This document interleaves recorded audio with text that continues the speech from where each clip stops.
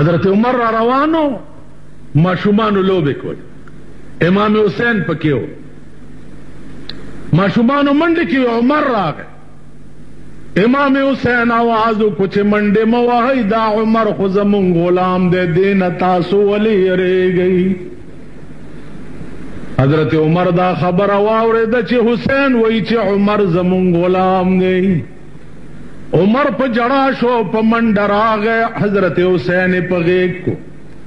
او نیغې د حضرت علی کور ته بوتلو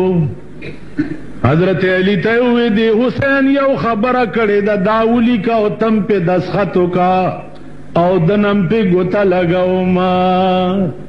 څه ویلي دي وی ماشومانو منډې والي چې عمر راغی او ده ووی چې منډې مه وهئ عمر زمونږ غلام دی دا ولیکه په کاغذ چې حسین ویلی دي چې عمر زمونږ غلام دی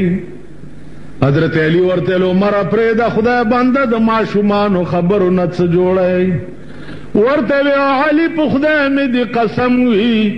چې دا خبره دې لیکلې نه او د حسین دستخط مې پې کړی نه چې پرېنهدمه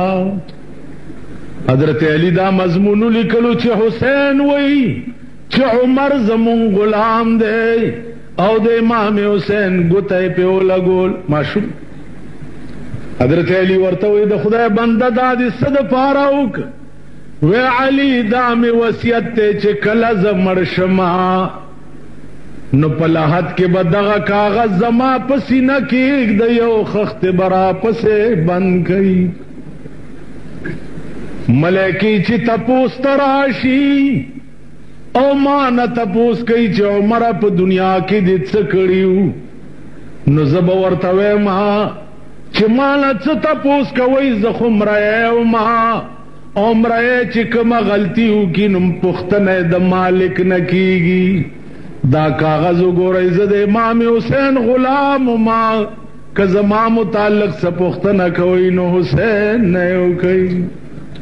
په دې به ځان خلاصوم